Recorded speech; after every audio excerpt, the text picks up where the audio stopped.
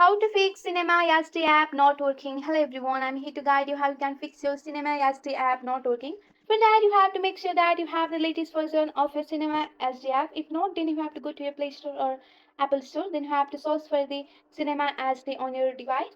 After that, you have to go for the Cinema SD.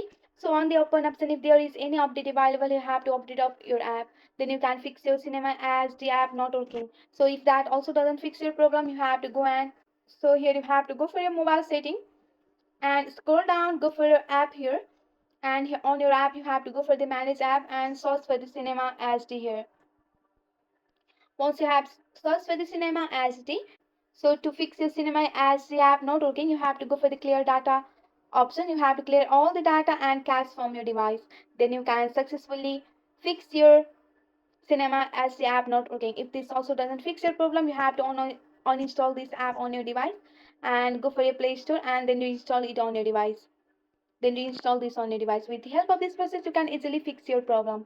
That's it for today. If you like this video, please hit that like button and subscribe for more. I will see you in the next one. Thank you.